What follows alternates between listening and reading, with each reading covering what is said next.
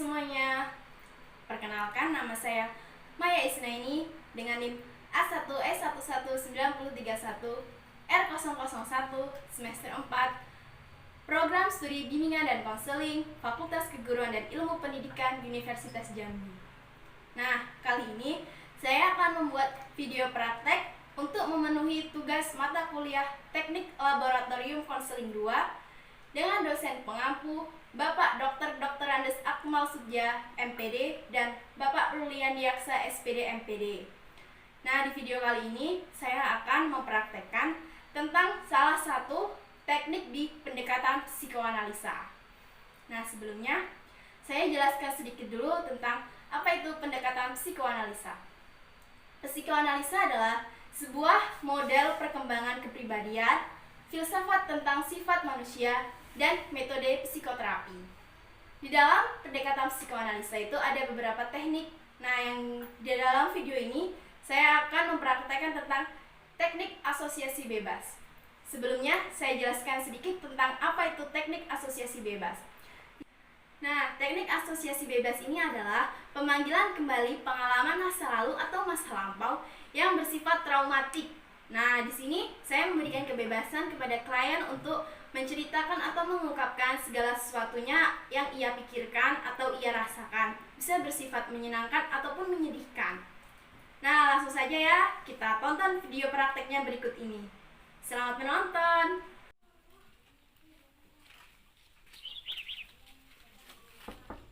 Assalamualaikum. Iya, waalaikumsalam. Dini, yuk masuk dulu, silahkan duduk ya, silahkan duduk.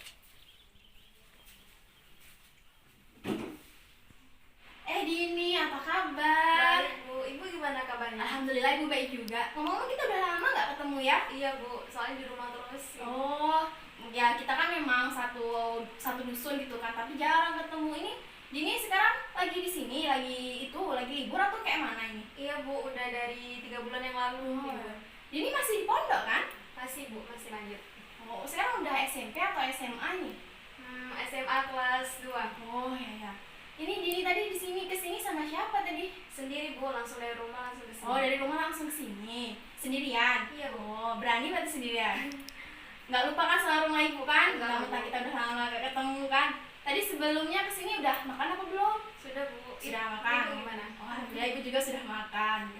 Oh iya, jadi apa tujuan Dini datang ke rumah ibu ya? Mau konseling masalah trauma saya, Bu. Oh, masalah trauma Dini. Dini punya trauma juga ya waktu masih kecil ya? Iya, Bu. Oh iya. Sebelumnya Dini udah pernah konseling belum? Belum sih, Bu. Ini yang untuk pertama kali. Oh, jadi ini baru pertama kali ya? Oke. Sebelumnya itu ibu jelasin dulu ya apa itu konseling gitu kan, biar Dini paham, biar nggak ada kesalahpahaman antara kita gitu ya. Oke, ini konseling itu tuh kegiatan yang dilakukan oleh 2 orang, yaitu konselornya saya dan kliennya itu Dini. Nah, secara tatap muka dan secara langsung seperti ini ya. Nah, di sini tuh tujuannya itu untuk mengentaskan permasalahan yang sedang dialami oleh klien tersebut. Kliennya ini Dini kan, nah konselornya ini saya. Nah, setelah itu dalam konseling ini ada beberapa asas. Nah, asasnya yang pertama yaitu asas kerahasiaan. Jadi, segala data atau segala yang terjadi saat proses konseling ini akan terjamin kerahasiaannya. Jadi, Dini jangan takut kalau misalnya permasalahan yang Dini ceritakan ini bakal bocor kemana-mana gitu kan, bakal ibu bocorin kemana-mana gitu.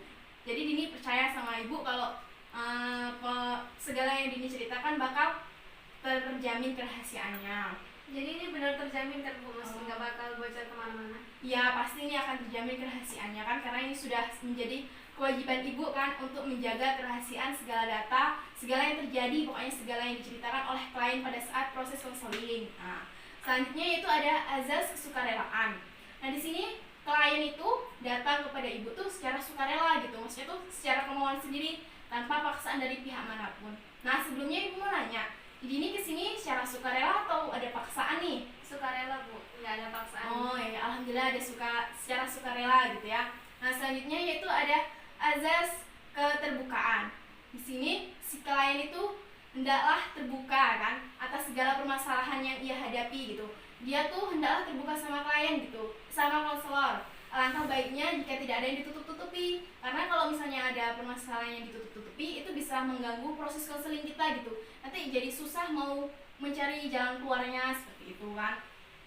Nah terus dalam proses konseling ini saya tuh konselor ini sebagai bukan sebagai penasehat, jadi segala sesuatu atau keputusan itu ada di tangan diri sendiri.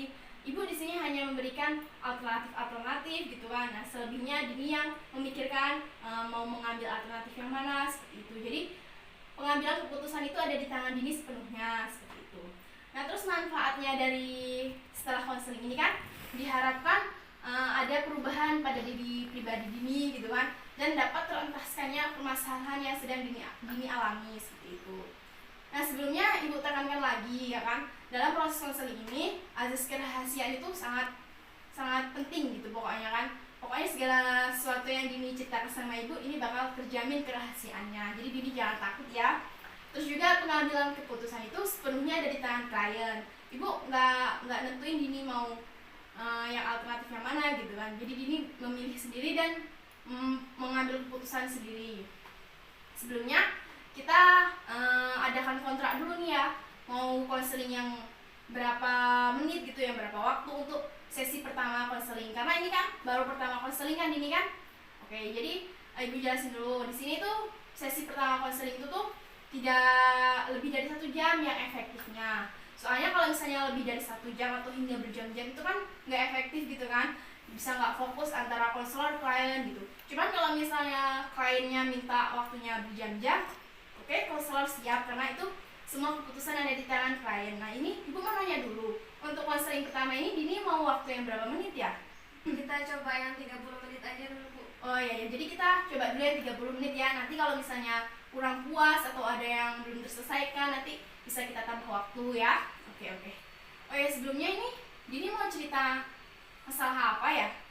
Jadi saya mau cerita tentang trauma saya sama binatang di waktu kecil. Oh iya. Oh iya, sebelumnya tadi yang penjelasan ibu tadi Dini paham kan? Paham Bu. Oke, sehingga nanti nggak ada kesalahpahaman ya antara kita. Jadi di sini Dini mau menceritakan tentang pengalaman masa lalu gitu ya, yang berkaitan dengan trauma pada binatang ya. Kalau boleh tahu itu binatang apa ya? Sapi Bu. Oh, sapi. Nah sebelumnya ini Dini mau konseling sama ibu, ini mau menceritakan trauma Dini ini kan mau dengan memejam mata atau mau kayak gini aja atau mau gimana? Biasa aja, gini aja nggak perlu. Oh, seperti ini aja. Di sini pokoknya Dini ceritakan semua secara bebas pokoknya ya. Yang apa yang Dini rasakan, apa yang Dini alami gitu kan. Hendaknya jangan ada yang ditutup-tutupi ya. Jadi pokoknya santai aja gitu, bebas pokoknya Dini mau cerita gimana ya. Jadi ini kita mau cerita seperti ini ya. Dini nggak mau memejam mata atau mau duduk seperti apa juga nggak ada. Iya. Oh iya. Oke, bisa Dini lanjutkan ceritanya tadi. Nah, jadi ini apa yang mau Dini ceritakan sama ibu sekarang ini? Jadi Bu, saya tuh punya trauma masa lalu sama binatang. Nah, itu tuh sapi. Jadi waktu itu ceritanya sekitar saya masih umur 4 atau 5 tahun Bu. Posisinya di depan rumah lagi main sama temen berdua. Jadi tuh di dekat rumah tuh kan banyak pohon sawit, banyak tanaman. Jadi emang di sana tuh sering tetangga tuh ngikat sapi buat ngasih makan rumputnya gitu kan Bu. Jadi entah kenapa sapinya tuh tiba-tiba kayak lepas gitu Bu. Jadi dia kayak ngelihat ke arah saya, kan saya kayak takut ya sih Bu waktu masih kecil sama teman saya. Jadi kayak sapinya ngelihat ke arah saya, terus saya juga ngelihat ke arah sapi gitu. Jadi kayak dia mau mendekat gitu Bu. Jadi spontan kan saya langsung lari, ternyata dia ngejar Bu. Dari belakang dia ngejar, dan anehnya ternyata yang dikejar cuma saya. Teman saya tadi tetap main di depan. Kalau nggak sadar kalau saya dikejar-kejar sapi tadi. Saya keliling sambil ngetok rumah, ternyata pintu rumahnya dikunci. Saya nggak tahu kalau entah ada orang di rumah itu atau nggak tahu. Saya masih keliling cukup lama itu Bu, karena sapinya nggak mau berhenti. Saya keliling sambil ngetok-ngetok pintu rumah, sambil teriak-teriak antara nangis sama takut gitu. Jadi akhirnya ada yang buka pintu. Ibu saya ngelempar batu buat ngalihin perhatian sapi tadi. Alhamdulillah sapinya ngalih perhatiannya ke batu tadi. Langsung saya diajak masuk ke rumah sama teman saya tadi.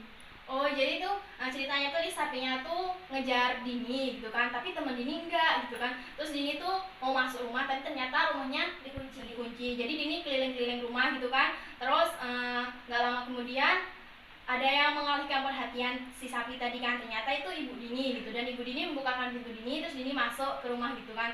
Nah itu waktu Dini masih kecil kan kejadiannya. Iya bu. Jadi otomatis waktu itu Dini nangis gak waktu dikejar sapi itu? Nangis bu, perasaannya campur-campur, takut keinjek, takut ya pokoknya macam-macam lah bu, soalnya mana sapinya besar gitu kan, jadi takut banget sampai nangis gitu. Nangis. Terus waktu Dini masuk rumah itu Dini masih dalam keadaan takut pastinya? Iya bu, masih takut banget. Masih nangis berarti ya? Iya. Jadi nangisnya itu masih berkelanjutan sampai Dini dalam rumah, sampai masuk rumah gitu Iya. ya? Terus apa yang dilakukan mama Dini untuk itu, untuk hal tersebut? Ya nenangin biar gak takut lagi gitu. Oh, jadi tadi ceritanya mama Dini tuh nggak tahu gitu kalau Dini di luar, terus lupa pintunya dikunci seperti itu. Iya, jadi karena saya tadi lari sambil teriak, mungkin dengar langsung buka pintu, ngambil batu buat ngalihin si sapi tadi itu tadi. Terus waktu Dini udah masuk rumah tadi kan, itu sapinya tuh tetap diam di depan rumah Dini atau seketika langsung pergi atau gimana? Pergi tadi bu, mungkin karena ngalih perhatian dari batu tadi, dia pergi. Langsung pergi gitu aja sapinya. Oh ya. Jadi itu trauma Dini yang waktu masih kecil sampai ke bawah sekarang Dini ini SMA. Iya bu. Oh, jadi sekarang Dini masih takut ya walaupun udah SMA kan, kalau melihat sapi gitu. Iya, masih takut masih. Sapi yang kecil juga Dini takut apa enggak, atau cukup sapi yang besar-besar aja Dini takutin? Atau sapi kecil juga? Malah justru yang kecil tuh agak lebih takut bu, soalnya dia kan kalau lari masih cepet banget kan, jadi sama aja sih, kecil sama besar tetap takut gitu. Tapi waktu Dini masih kecil dulu yang ngejar itu sapi besar ya? Yang besar. Tapi karena trauma itu jadi Dini mau sapi kecil, sapi besar tetap takut seperti itu kan. Nah setelah itu sapinya tuh sampai sekarang masih sering nggak ada sapi yang diikat-ikat di sebelah rumah Dini atau di dekat rumah Dini gitu? Masih bu, karena lingkungan tetangga tuh rata-rata pada punya sapi atau nggak kambing ya kan, kebetulan juga di samping rumah tuh banyak kayak rumput-rumput, jadi tetangga pada ngikat di situ buat makan ternaknya. Oh iya kan, rumah kita kan namanya di dusun ya, banyak pohon sawit, banyak rumput-rumput kan, jadi banyak lah ya orang yang mengikat ternak-ternaknya di sekitar situ gitu kan. Ya seperti itu ya kan Dini. Nah jadi setelah itu Dini kalau ketemu sapi gimana? Ya intinya ngindar lah bu, kalau bisa sejauh-jauhnya jangan deket-deket gitu. Tapi nggak nangis kan kalau ketemu sapi? Enggak lagi. Tapi rasa takut yang berlebihan kalau sapi itu ngejar masih ada sampai sekarang? Enggak begitu sih bu, enggak terlalu banget, tapi masih takut. Jadi ya itu trauma yang sangat mengganggu dalam diri Dini ya sampai sekarang SMA ini. Apalagi sekarang kan sering masihan ketemu sapi, setiap hari ya ketemu sapi kan, karena di lingkungan sini banyak yang hewan ternak kan, mau sapi mau kambing seperti itu.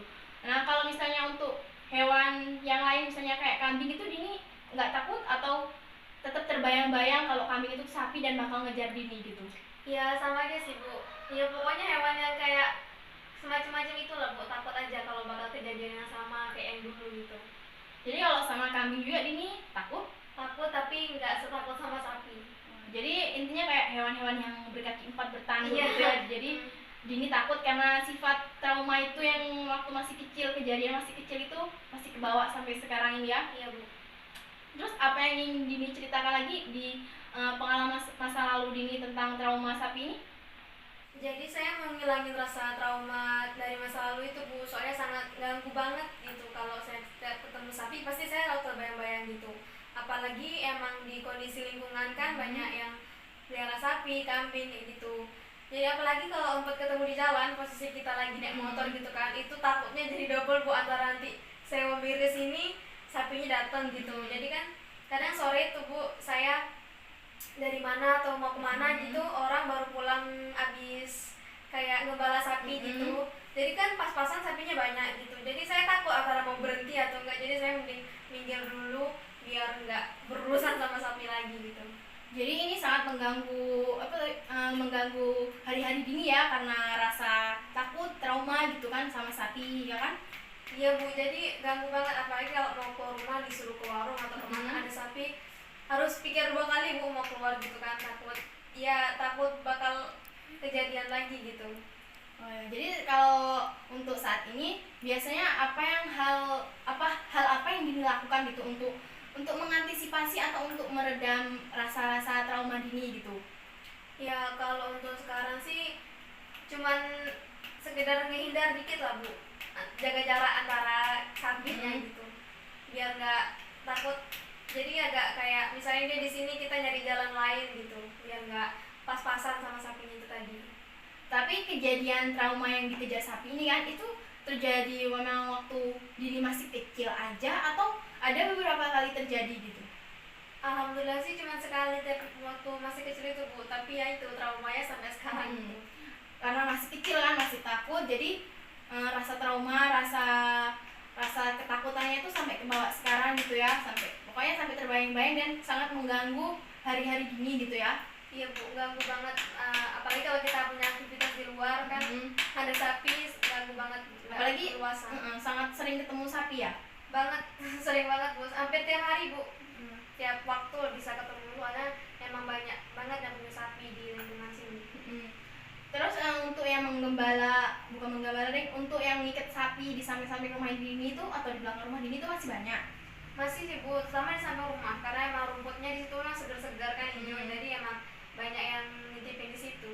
Jadi kalau misalnya ada sapi di situ, terus Dini di dalam rumah gitu kan, terus mau keluar gitu, itu Dini tetap jadi keluar atau memilih enggak jadi gitu karena ada sapi tersebut? Ya seringnya sih nggak jadi bu, karena mikir dua kali antara jalan sama tempat yang tadi kan nggak terlalu jauh dekat gitu, jadi takut. Apalagi kalau kita naik motor kan takut aja kalau dia bakal dekat-dekat gitu.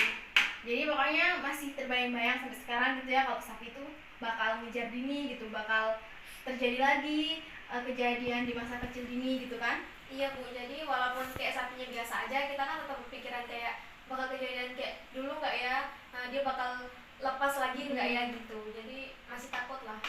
Pernah nggak misalnya ada sapi yang di sebelah rumah Dini gitu kan, itu pas Dini mau keluar itu karena udah kepaksa banget gitu, itu sapi tuh ngeliatin Dini gitu, terus Dini kayak mana kalau misalnya ada sapi yang seperti itu?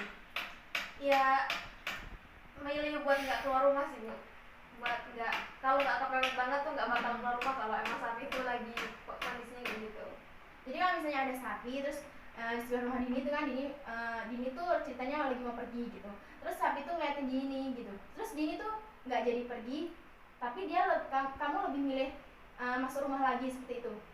Ya tergantung kondisinya sih bu, kalau emang dia emang kayak kondisi lagi marah gitu kan, ya kita mending nyari aman aja lah kita di rumah. Tapi kalau emang dia cuma ngeliatin biasa dari jauh, kita agak ngejauh dikit gitu dari dia, bisa lah kayak gitu.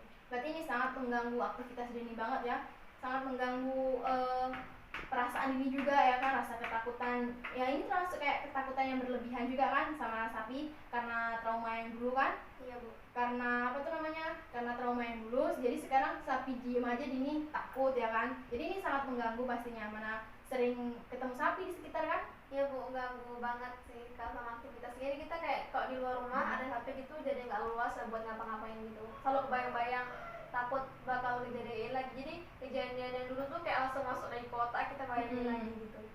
Nah untuk trauma ini Dini udah pernah cerita belum sama orang tua Dini atau sama siapa gitu? Orang tua sih tahu, cuman kayak nanggepinnya ya biasa aja gitu. Soalnya kayak cuman sapi cuman gitu. Kalau sama orang lain Dini pernah nggak cerita, entah sama paman Dini atau bibi Dini atau nenek Dini atau siapa, saudara-saudara Dini atau teman-teman Dini gitu? Nggak pernah sih bu, nggak pernah cerita ke siapa-siapa. Terus kalau misalnya selain orang tua Dini, entah saudara Dini atau teman Dini tuh tahu nggak kalau Dini tuh punya trauma sama sapi gitu? Ada yang tahu kok. Sepupu juga hampir sama, punya trauma juga ke sapi gitu. Terus apa tanggapan mereka tentang trauma Dini? Jadi mereka kayak nanggepinnya ya biasa aja, soalnya sapi kan kayak bukan termasuk hewan yang buas gitu bu, jadi emang yang biasa kita temuin di lingkungan. Jadi emang ya udahlah, cuman sapi gitu kan, nanti juga hilang sendiri. Tapi ya jujur itu ganggu banget sih bu di aktivitas saya, soalnya saya yang punya trauma itu, saya yang ngerasain tiap hari gimana ketemu sapi, trauma sama hewan itu gitu. Oh seperti itu. Jadi untuk saat ini biasanya Dini untuk menghindari trauma tersebut itu gimana? Ya itu bu, cuman sekedar menghindar aja lah, jangan deket-deket kalau emang ada gitu. Kalau bisa emang gak usah ketemu gitu. Tapi itu sangat sulit ya kalau misalnya sempet nggak ketemu sama sekali sama sapi ya, karena di lingkungan sendiri kan banyak sapi seperti itu kan. Terus kalau untuk orang-orang saudara-saudara Dini tadi kan tahu, kalau ada yang tahu ada yang enggak gitu kan, kalau misalnya Dini punya trauma sapi gitu. Nah kalau untuk lingkungan sekitar gitu nggak ada yang tahu Dini punya trauma sama sapi, atau ada yang tahu? Enggak sih Bu, cukup kayak saudara, keluarga dekat gitu aja yang tahu kalau saya punya trauma itu gitu. Terus kalau untuk saudara-saudara sendiri pernah nggak kayak mereka tuh iseng gitu nakut-nakutin Dini ada sapi lewat, terus Dini digimanain gitu sama sapi tersebut? Iya, malah sering kayak gitu Bu, jadi ya makin takut aja kan kalau lagi jalan berdua sama teman atau sama saudara gitu kan, ada sapi tuh jadi kayak didorong-dorong jadi biar deket ke sapi itu, jadi ya kadang malah sama takut kesal juga gitu kan. Pernah nggak nangis kalau misalnya lagi digituin? Kalau dia pernah sih Bu, karena keterlaluan banget gitu kan, udah tahu saya takut itu masih aja kayak didorong-dorong, itu sapi didorong-dorong, mana sapinya kan takutnya bakal lepas lagi gitu. Kalau untuk tetangga-tetangga Dini gitu pernah nggak ada yang kayak nakut-nakutin Dini juga gitu? Maksudnya tuh nakut-nakutinnya dalam arti tuh mereka nggak tahu gitu kalau Dini takut, tapi mereka kayak iseng gitu. Nggak pernah sih Bu, kalau tetangga tuh malah kadang kan kalau pas kita lagi naik motor gitu ketemu sama segerombolan sapi, malah mereka yang ngalihin sapinya biasanya bisa lewat kadang gitu. Kalau tetangga sih lebih membantu sih, walaupun nggak tahu kalau saya punya trauma itu. Jadi yang sering iseng ini malah temen deket Dini sendiri, atau orang tua Dini, atau saudara-saudara Dini gitu? Lebihnya sih ke teman sih Bu, karena mereka kan ya niatnya cuma iseng-iseng aja kan, walaupun ya mereka tahu saya punya trauma mungkin untuk main-main doang gitu, tapi ya saya takut, saya kesel juga kalau digituin, soalnya traumanya emang dari kecil nggak bisa hilang sampai sekarang gitu. Jadi teman Dini tuh nganggap ini tuh iseng gitu kan, tapi ini sangat berdampak buruk banget sama Dini kan. Jadi kayak Dini lebih susah ngilangin traumanya gitu ya? Iya Bu, ya susah udah ngelakuin buat ya, tapi gimana, tiap hari juga bakal ketemu sama sapi, nggak mungkin nggak ketemu gitu karena emang ada di sekitar kita gitu. Jadi gimana Bu solusinya biar bisa bantu buat ngilangin itu tadi? Ngilangin trauma tadi kan. Nah jadi tuh ibu bakal ngasih beberapa alternatif gitu kan. Tapi selebihnya Dini yang milih ya alternatif mana yang mau Dini ambil, karena pengambilan keputusan ini ada di tangan Dini sendiri gitu kan. Pokoknya Dini pikirkan kira-kira kalau Dini ngambil alternatif yang ini tuh dampaknya apa gitu kan. Kalau ngambil alternatif yang satunya ini gimana nanti ke depannya gitu. Pokoknya harus Dini pikirkan matang-matang untuk mengambil alternatif ini biar nggak salah gitu kan. Nah di sini tuh ibu ada dua alternatif. Nah yang pertama tadi ya itu tadi alternatif yang dari Dini sendiri tadi kan. Kalau misalnya ada sapi, Dini tuh tetap bisa melewatinya, tapi kayak dengan cara menghindar gitu. Kalau ada sapi di dekat Dini lebih baik nggak jadi pergi kalau misalnya ada yang di dekat rumah gitu kan. Misalnya gini, ada sapi yang di dekat rumah, terus Dini ada mau pergi gitu kan, itu kayak Dini lebih milih, kalau nggak penting banget ya kepepet banget, Dini lebih milih nggak jadi pergi kan karena ada sapi tersebut. Kayak itu merupakan salah satu cara Dini kan untuk menghindari rasa trauma Dini gitu kan. Nah seperti itu adalah alternatif yang selama ini Dini lakukan ya kan. Iya Bu. Nah kalau misalnya untuk alternatif yang pertama tadi, itu kan Dini udah ngelakuinnya dari dulu ya kan, dari setelah kejadian tersebut. Itu dampaknya ya Dini agak gimana tuh? Ya lebih ada sih Bu dampaknya, mengurangi kita nggak terlalu takut nian, walaupun ya nggak hilang gitu Bu ya kan, seenggaknya kita nggak begitu takut, kita udah coba menghindar, nggak terlalu dekat sama sapi tadi, jadi kayak seolah-olah walaupun tidak ngejar kan kita udah jaga jarak, jadi bisa kita menghindar lebih gitu dari sapi tadi. Oh seenggaknya yang alternatif pertama tadi yang udah Dini lakukan sampai detik ini kan, itu bisa kayak mengurangi rasa trauma Dini sedikit lah ya kan, jadilah untuk penghilang rasa trauma Dini sedikit gitu kan. Iya cukup membantu sih Bu kalau kita walaupun ya sedikit tapi lumayan lah buat mengurangi rasa takut yang tadi tuh. Nah untuk yang alternatif kedua ini yaitu tuh Dini tuh kayak lebih memaksakan diri gitu, pokoknya harus percaya diri gitu ya, walaupun memang ada rasa trauma tapi pokoknya Dini harus percaya diri. Misalnya gini, ada sapi kan di dekat rumah Dini gitu kan yang diikat, terus Dini tuh mau pergi keluar gitu kan, ini pun waktu mau pergi keluar tuh antara kepepet entah enggak gitu kan, yang penting ini Dini mau pergi dari rumah gitu, dan di situ tuh ada sapi misalnya kan, dan di situ tuh Dini tuh kayak lebih menerapkan percaya diri gitu. Percaya dirinya tuh, aku yakin sapi ini tuh pasti nggak ngapa-ngapain aku, nggak ngejar aku kayak dulu gitu. Jadi Dini tuh walaupun dengan perasaan takut tapi kayak lebih percaya diri, lebih mantep gitu pokoknya. Jadi Dini harus tetap lewat di depan sapi tersebut walaupun dalam perasaan yang takut, perasaan yang campur aduk, perasaan trauma, tapi itu kayak sebagai apa tuh namanya, penghalang, sebagai motivasi Dini gitu kan untuk menghilangkan rasa trauma ini.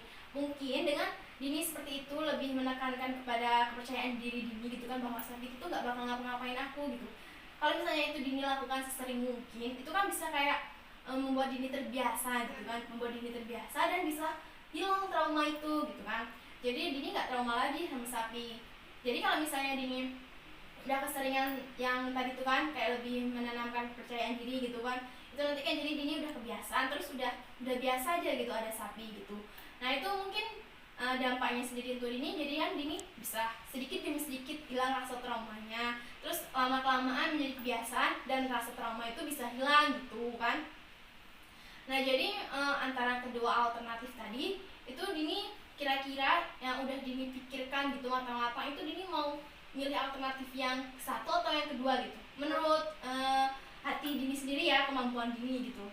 Kayaknya alternatif kedua sih Bu, karena kalau udah coba alternatif satu kan udah kita coba dari udah lama kan Bu, ya pengaruhnya sih ada cuman sedikit. Mungkin kita besok kalau bisa ketemu hari ini, kita ketemu sapi hari ini, kita bakal coba kan, seenggaknya dia ngurangin tuh, kita yang penting nanami percaya diri aja kalau sapi itu nggak bakal ngejar, nggak bakal lepas, nggak bakal ngedeketin kita gitu kan. Iya, kalau untuk alternatif kedua ini kan, ini memang awal-awalnya kita pasti kayak lebih rasa takut gitu kan, karena mau deket sapi gitu. Cuman ya ini kayak memang harus dini apa tuh tanamkan dalam diri pokoknya kan, percaya diri pokoknya. Jangan inget-inget trauma itu pokoknya. Jadi ada sapi tapi Dini tetap percaya lewat depan sapi, entah jalan kaki, entah naik motor gitu kan. Terus kalau misalnya ada orang yang menggembala sapi tadi kan, kata Dini tadi kan mesti orang menggembala sapi kan sapinya banyak tuh, itu kan biasanya kadang lewat jalan gitu kan. Terus kalau misalnya Dini lagi naik motor atau jalan juga, Dini kayak bersikap biasa aja gitu, maksudnya di segerombolan sapi itu biasa aja, maksudnya tuh kayak percaya gitu kalau sapi itu tuh nggak bakal ngapa-ngapain aku, soalnya kan ada pengembalanya jadi gitu kan. Nah seperti itu bisa ya mungkin lama kelamaan bisa mengurangi rasa trauma Dini gitu kan. Paham tentang alternatif ini Dini? Alhamdulillah paham Bu. Jadi kira-kira kapan ya Dini akan menerapkan alternatif ini, akan mencoba alternatif ini gitu? Secepatnya sih Bu, kalau nanti ketemu ya kita langsung coba, karena ya pengen banget trauma ini hilang, soalnya ganggu banget sama aktivitas kita. Kalau emang hari ini nggak ketemu ya kita coba besok, kalau kita ketemu ya pasti kita coba gitu. Jadi ini setelah ini kan Dini tuh mau tetap fokus mencoba alternatif kedua, atau mau kayak kadang alternatif kedua, kadang alternatif ke satu seperti itu? Ya lebih fokusnya sih kedua sih Bu, karena dia yang bawa pengaruh besarnya kan daripada alternatif satu. Ya kita lihat kondisinya gimana lah, jadi nyesuaiin kondisinya kita pakai alternatif yang satu atau yang kedua gitu. Oh ya, jadi ini Dini setelah ini mau memfokuskan untuk alternatif kedua ya, kayak fokus alternatif kedua. Jadi alternatif yang pertama ini agak Dini kesampingan dulu kan, Dini mau mencoba alternatif yang kedua ini kan. Jadi setelah ini mau Dini secepatnya terapkan gitu kan, biar rasa trauma Dini itu cepet hilang, cepet ya biasa kayak orang-orang lainnya yang nggak punya trauma sama sapi gitu. Soalnya kan sapi kan hewan yang nggak buas dan juga nggak geli, nggak apa gitu kan namanya sapi kan, cuman ya kayak lebih menakutkan karena dia besar, kadang ada yang punya tanduk seperti itu kan.